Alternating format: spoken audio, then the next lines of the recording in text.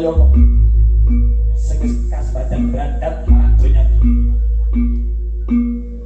piandel wujude kembang Jaya Kusuma ana uga Kyai Cokro Baskara dina palunggane tak tasake kembali bakal begal ning desa kene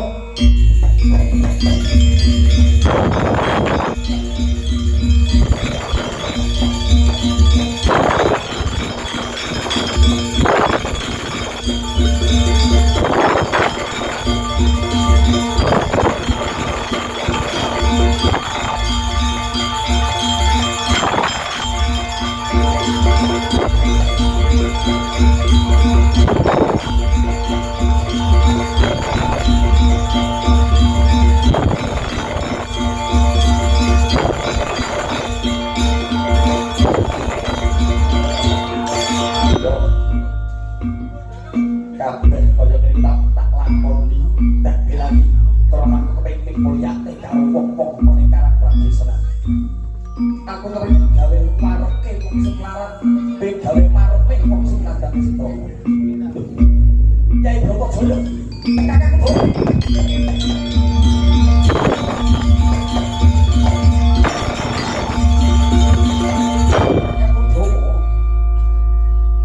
Yai Narayana nyatane kowe ing papan iki Kakang Udawa Dimas Bratajaya kok kelawan aku ana wigato sapa to wong sing ora neloksa yen to kakangmu dhewe minggat sapa lan yen to slirane ditunduk kelawan Balaram bajingan Jaka aku mesake karo slirane banjur seperti yang musaka orang dina iki kepiye kakang dolan Mas Bratajaya ning ngendike panjenengan tindak aku derek panjenengan apa wis mantep tenan nggo musaka orang bakal ndelekake aku wis ndak pikir aku bakal manut yen to slirane ana ing endi wae aku derek slirane aku begal aku maling aku iki sampah masyarakat apa sampeyan sak keloro gelem ngetutne marang lakune Narayana ora ndak peduli bah kowe maling bah kowe begal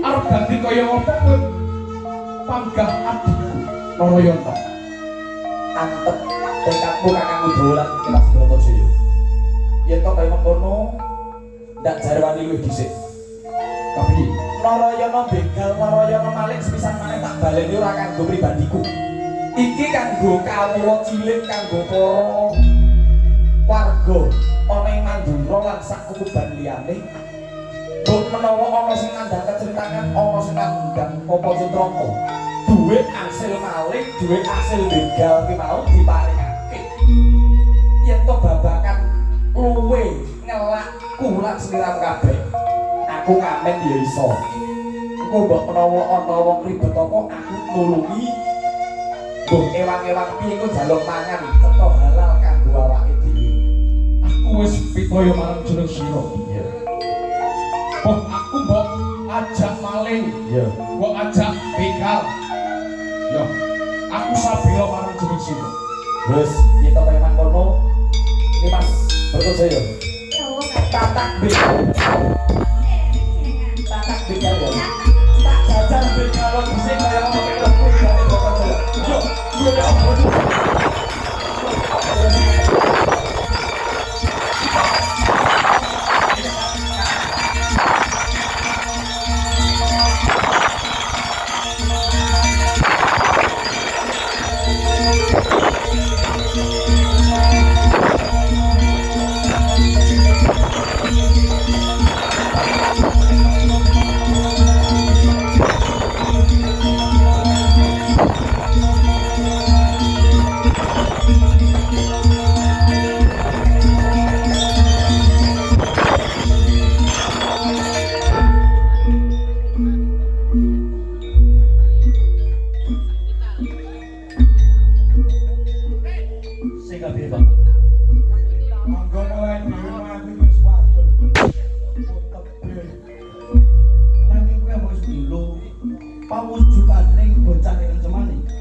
Ya dereng.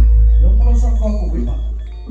Yen kok durung nemokake aja pisan-pisan kondur. Ngasuk kok sedelo piye. Leren dhisik. Ya wis, tak paringi leren nang depan kene. Kono.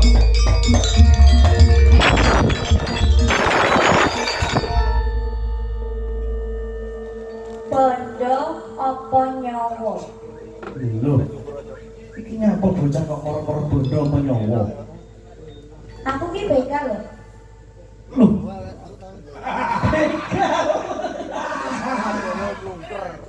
Modele begal kok kaya ngene ayu-ayu kok begal. Ayo menenge bondo apa nyawa? Oh mendem paling bocah iki. Kok mendem piye to siramu ora wedi marang aku? Piye ya? Wedi wis wedi. Aku wedi. Kowe iki ayu-ayu kok begal turun talas iki lho.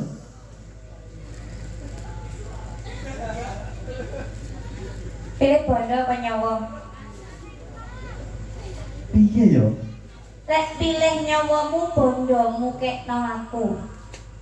Ya wes, aku pilih nyawa. Heeh. Ya ngono bondone dicepati kabeh. Aja gelem, Den. Eh. Fitri ki. Kampanye poli kabeh kok diperkosa. Oh, ora mungkin ngono. Ya, Sitoke Sing kok pasrah ngono. ya, kabeh kuwi sing ning kuping barang. ya. Sitoke. Wes, kabeh bu.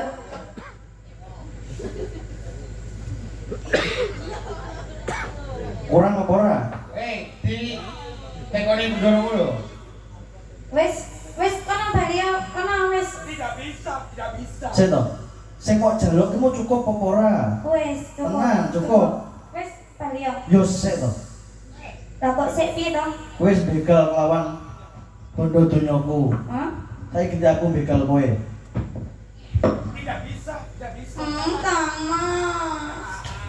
Saya putih begal kowe. Mekel apa nyonya? Tak Loh, kene wis. wah, Gak iso.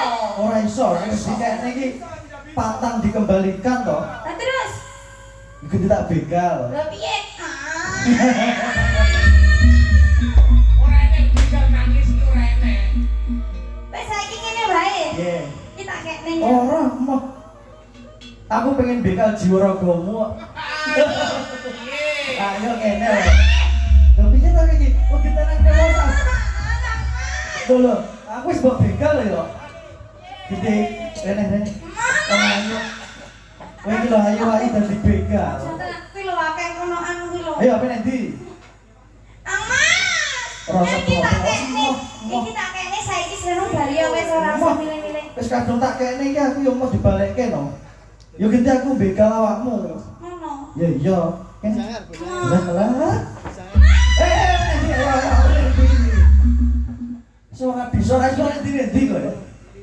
Iki jane kersamu piye to karomu piye? Manut to karo aku. Mah, Wis to, penak. mah. Wong gue delang ketak, dan tung. Jok. Ayo. Joten Den. Ya wis, Tenang. saiki ngene. Piye? Ya ampun kae opo? Delang ketak, dan tung. Wis to, manut to penak. Iya sik, aku jimok nang anu, aku nolak. Sik, Eleh. tenan. Eleh. Apa nanti? Ayo. Mama. Eh, wis to, manut to. Manut.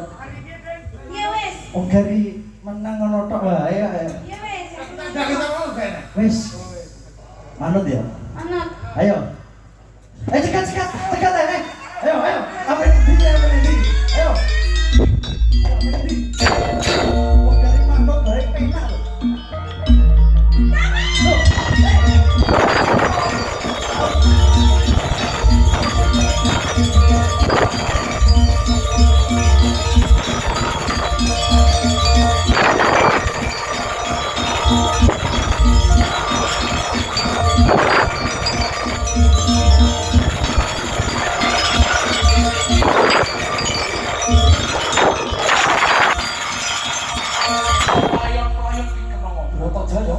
kok kergosan keringatmu iki? Aku diuber-uber karo wong akeh. Lho kok diberong akeh gitu? Akeh tapi aku entuk iki. Maksud sekolah nih, saya percaya aku Bratajaya. Tapi aku diuber-uberi. Diuber-uber piye to? Tapi kan ora kena dari santai wae. Iki kok didol. Ora kena piye to penjenengan iki? Kae wonge nguber-nguber. Nguber-nguber iki nguber piye? Wonge bojong aku.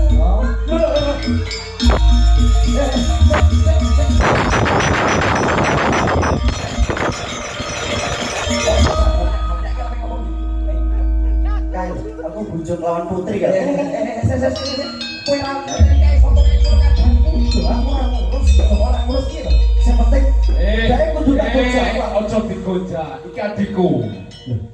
Gue kudu tanggung jawab. Tanggung jawab sing kepiye? Dhek wis begal nglawan bondo donya. Lho, pancen begal, pancen maling aku rampok. Lho, gentak begal genten no. Lho, sing mbok begal Aku ngersake jiwa raga. Nanti dulu. ngono to kakangku Dawa. Iki jaluk diapani? Sik. Aja nganggo kakasaran. Kowe seneng karo adikku. Iya, Kowe pengen berandat karo adikku nanging berandat cintanya. betul. Kau ingin menghukumnya. Yo. Jeneng sira kepengin berandat marang jiwa ragane adangku. Iya. Pengen ngerabi adikku. Iya. Oleh. Wis tok karo aku penak ning ngene tak kandhani. Kowe oleh ngepek adikku bojo. Karena mengko adikku. Banjur Ning Kok aku malah dijarne iki piye? seto rungokno. seto sayang, sing rundingan iki. Sayang opo? Durung Sayang. sayang. Seto. Kowe kena ngrabi adikku. Ning aku minangka dadi kadange, minangka dadi waline cara ngrabi. Iya. Aku njaluk mas kawin. Ya lumrah itu njaluk mas kawin. Iya, tapi mas kawinnya ora mau cukup seperangkat alat sholat, dudu emas, dudu picis, dudu mobil, dudu sepeda. Betul. Gimana ya? Banjur Aku njaluk mas kawin tugele gulumu, Pak. bajingan kowe. Nyatane kowe wani nantang lawan aku. Lha kowe gonjak adikku padha ae karo ngilani dadane begal oleh ngalas. Masa tresno? Yo, Aku pancen tresno. yo, Aku njaluk palilahmu, ora usah gawe cara kasar. ora iso mas kawine wis kadung metu wis kadung tak cetak ning ngarep tugele gulumu kanggo ngoblongi mantene adikku. Tak melabeni. Nah,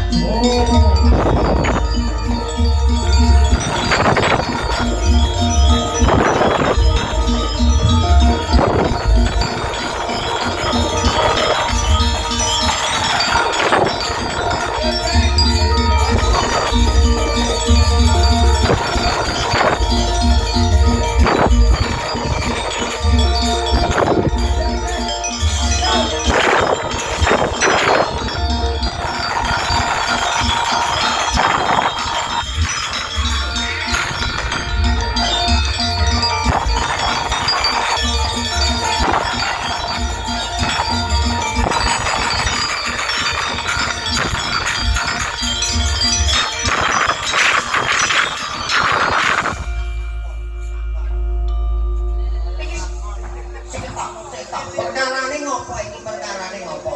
lho kok enek Pak Sami rawuh rene to? Pak Sami wis turu-turu. Oh, sang Hyang Arepe sungkem dewa iki sapa? Iki dewa sang Hyang Kane kok putra.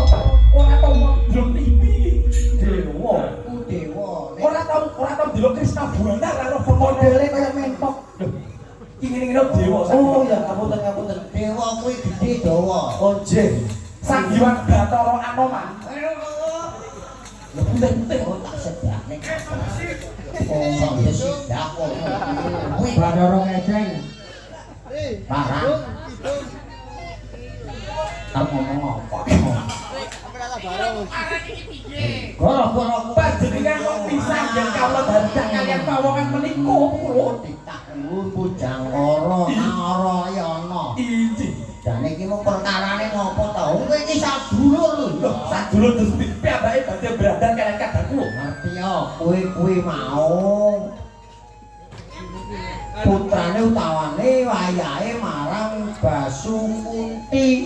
Basukunti kuwi di anak loro, Basudewa, Basudewa kowe mau duwe anak kowe lan Baladewa Kunti duwe anak Permadi aku Menika kadang kula Yai Permadi. Waduh Yai.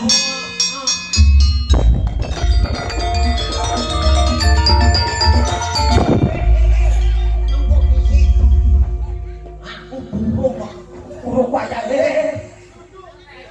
Menika kadang kula Yai Permadi kula. Waduh. ngene nganti aku turun ana ing Ngartapada kautus marang adi guru ing Kahyangan Suralaya.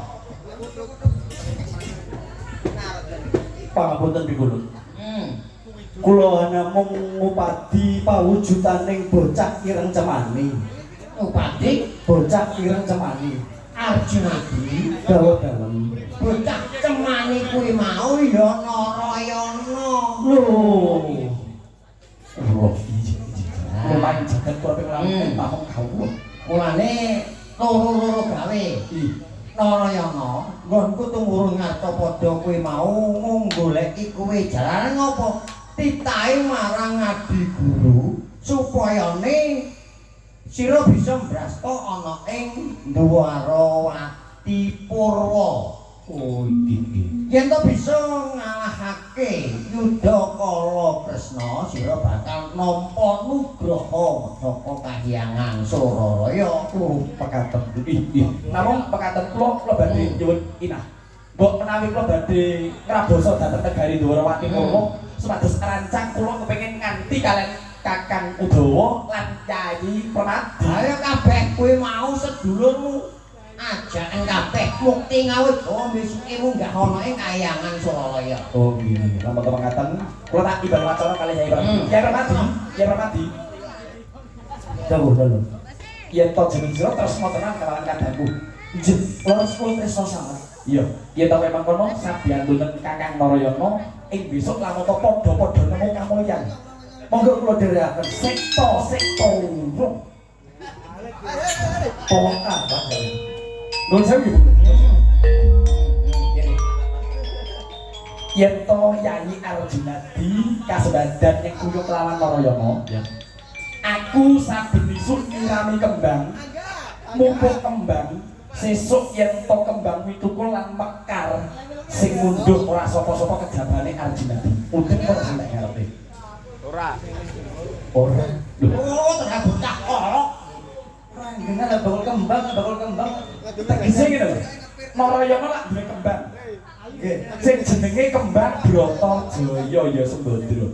Yen to jeneng sira bangkit bisa biyantu marang pun Kakang monah ana ing Dwarawati Purwa. Jeneng sira bakal.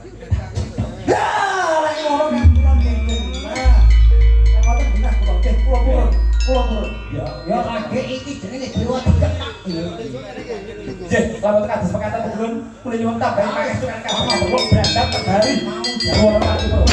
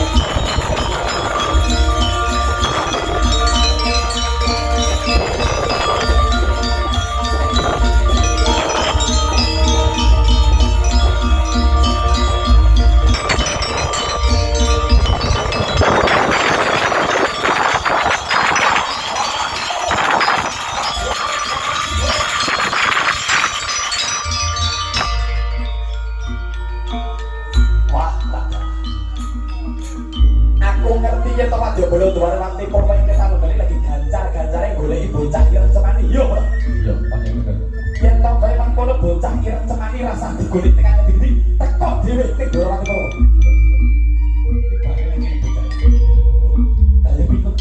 Pikut ae maju kok.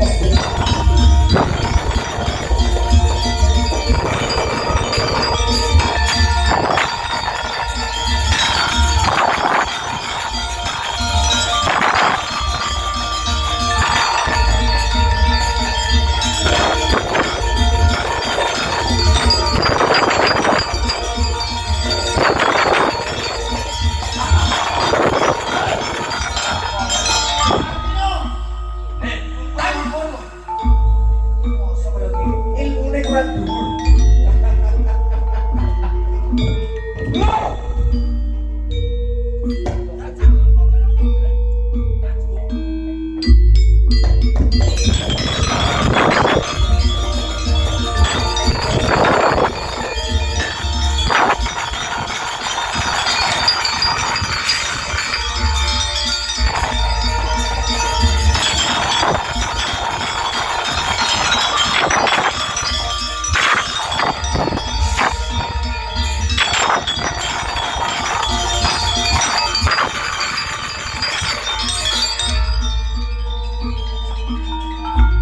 Kok kaya ngono? Mosok gletak nek. Kalah, kalah iki lha yo. Yen kowe sakti mung berdua. Tamio.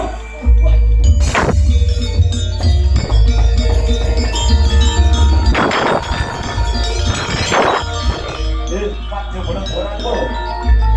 Miris kowe. Kaget nyawang aku mbok pateni urip maneh. Mbok pateni urip maneh. Ngerteno?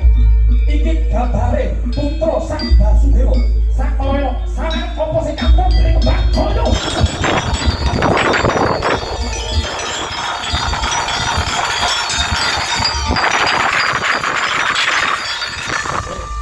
Pak Jobono Dorwati, aja turu, cek lopik. Aja turu, cek lopik. Larang ngomong iki. Kok yo ora kapane lakon sing dingin. Gaten wae. Kowe mumun sawangan wujude kembang Jaya Kusuma. Sing kapiye? Iki sing bisa mbangkitake wong sing patine adoh saka mesti sak jabane kodrat. Kowe wis luluh karo aku. Kowe ngakoni kalah karo aku. Dina palungguhan iki kowe iso ra iso kudu dadi penderekku brandat negara Dwarawati Bro bakal bedah negara Mayo. Derekku aku bakal brandat para Prabu Wijaya.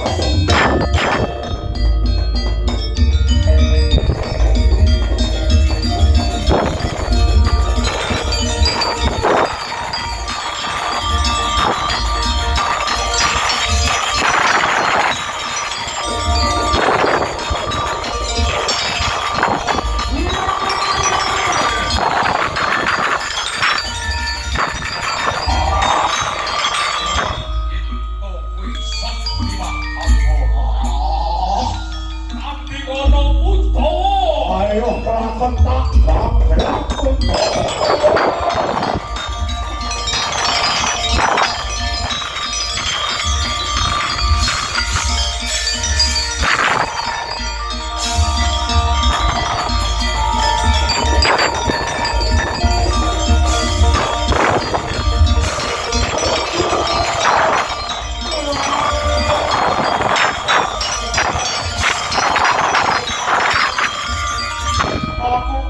Aku kalah wah. Wah. Aku arep mbok pateni. Aku sing arep mbok pateni wah. Yo, arep tak pateni. Toh.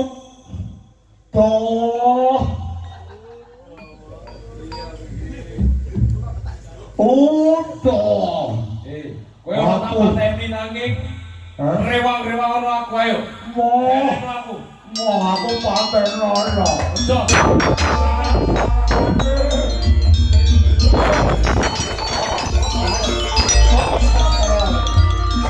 Masa kulung. Aku ora ngerti beritane. Kowe ora delok kulune iki kowe. Wes. Kepiye? Aku patenana papan palungguhku kepatian kae aku titip gonono. Wes. Silare bakal tak percaya nih dinane. Aku titip gonono.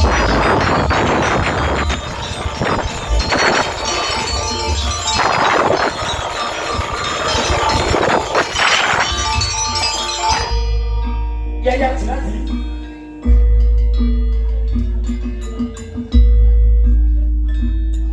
Engre palungguhan iki Kakang Udawa wis antuk palenggahan patih. Panjen krana panjenengane wis kasendadan merjaya kelawan patih ana ing Dwarawati Pura, ya patih resmi ya. Dina palungguhan iki aku njaluk tulung jeneng sira kelawan aku paring pambiyantu ngrabosa Prabu Yudha Kalakresna sumingga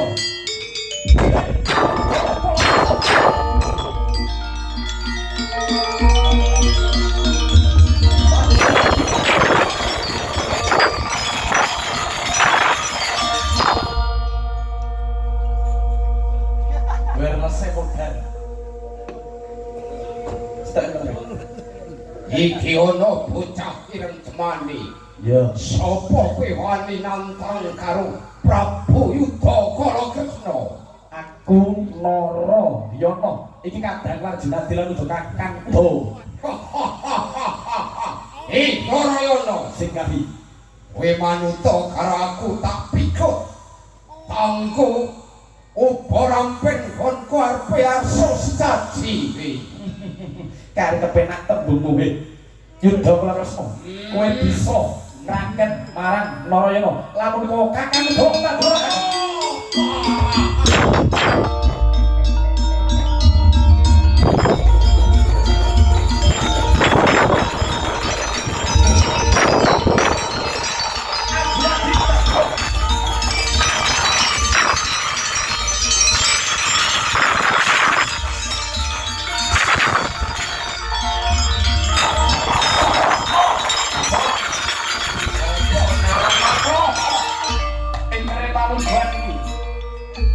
Yaya Junadi kakang doge iki wis dadi tetulis mula Yudha Kalakresna urmana kanthi teliti gateka kanthi mermati ing repalungguhan iki gamelan Lokananta sabdane mantra sakti bakal medhati ajine si Narayana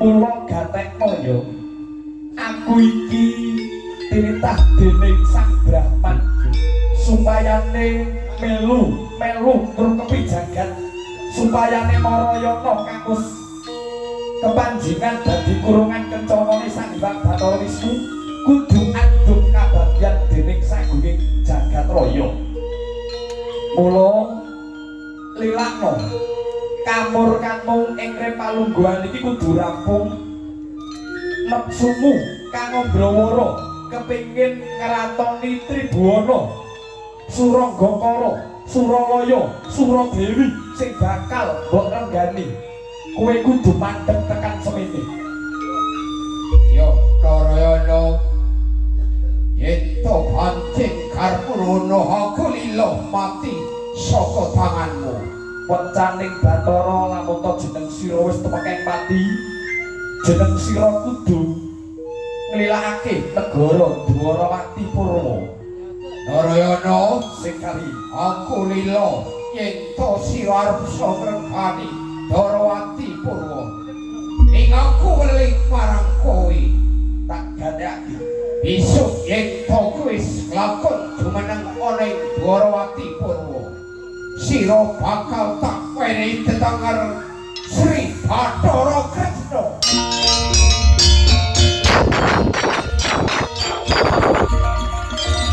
yo dak trimo kanthi lila legawaning griya mula weca kang pungkasan mula ndak suwun kowe ngadeka sawetara Kasih tak kowe.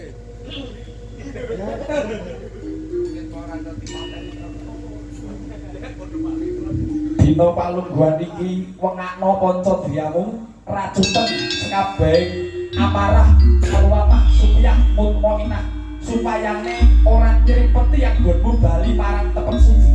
Yen ngono tindakno Narayana. Yudha Palakresna.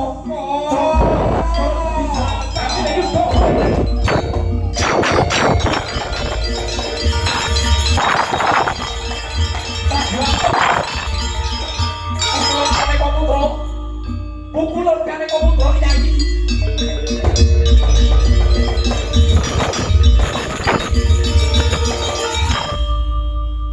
Sampun kinasilan anggen kula bedah negari Dwarawati Purwa. Sira wis kinasilan. Mulane saka kuwi kabeh kuwi nugraha tumiba marang jeneng sira. Inggih, namung kepareng kula badhe nyuwun minah sawetawis.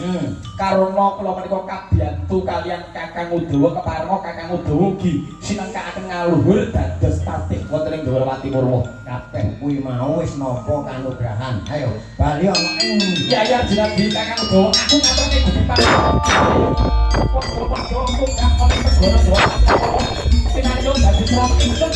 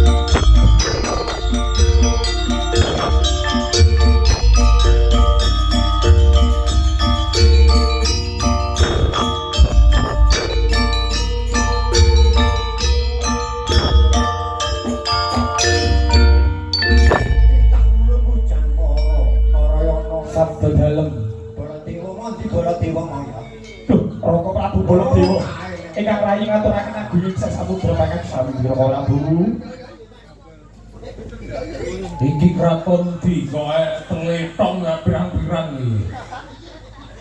Piye? Rek, sing duwe kraton iki golongan abangan. Ayo kene. Oh, pancene.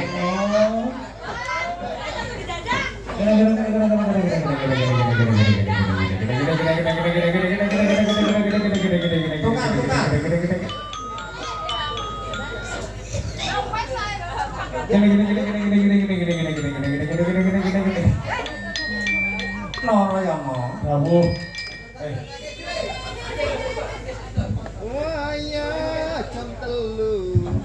Oleh kerimbalan. Sakwise sira kuwi mau wis bisa krabasa ana ing Dwarawati Purwa. Ngasorake utawa merjayani Yudha Kalakresna. Mulane nugraha tumiba marang jeneng sira. Dawuhe Pikulun utawaning Adi Guru ing Suralaya. sira kudune lenggah ana ing kursi dampar kentana. Inggih, namung jupur kalih atur kula ngajeng.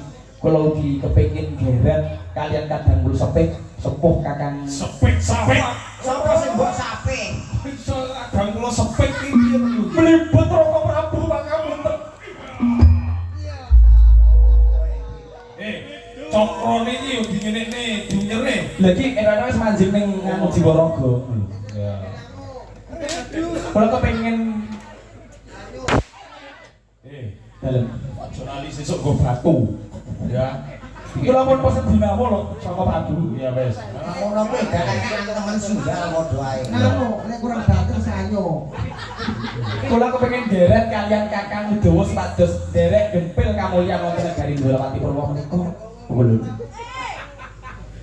minangka dados pemantih. Ha kabeh kuwi mau wis dadi tanggung jawabmu. Terus kuwi ana ing Dwarawati Purwa. Ono enggak ono. Sagunging para nayaka kula wangsa negari Dwarawati Purwa. Nggih. Sagunging para kula wangsa nayaka praja Dwarawati Purwa. Akbar. Wisudan Narendra ingsun kang jenengi mula nyuwun palilah muga dadi Narendra kang bawa laksana.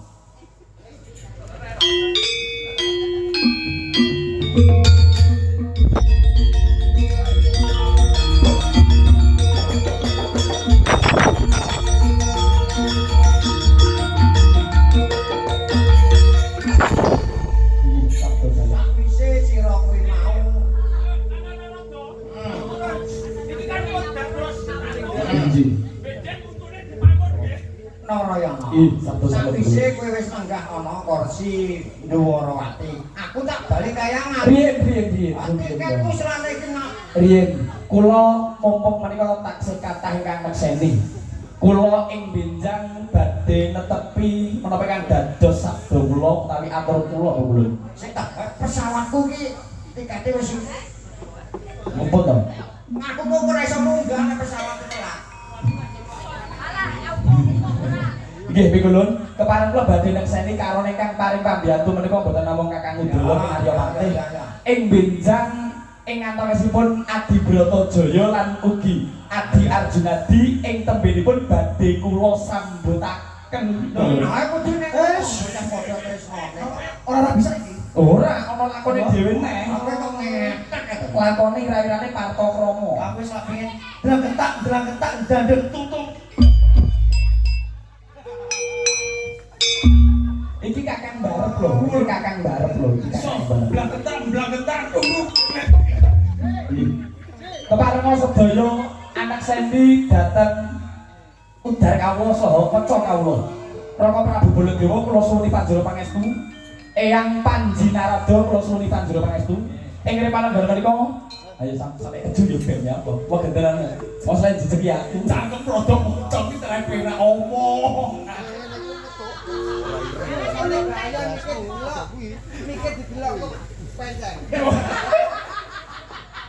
Pradangga ning nom jeneng sira bakal ndak. Oh iki kula wonten daus kula. Pripun wonten apa? Napa wonten kirang prayoga wajrang? Baik. Hudla. Oh, jebule wong Dwarawati iki pinter ngomong kabeh, pinter kabeh. Pinter jajak tak ono siji-siji. Pinter. Nggih, menika sedaya gongsa lokanata ingkang wonten ing Dwarawati Purwa inggih kula cepeng. Panjenenganipun ing repalanggan menika kula jemejer Sang Sri Bathara Kresna.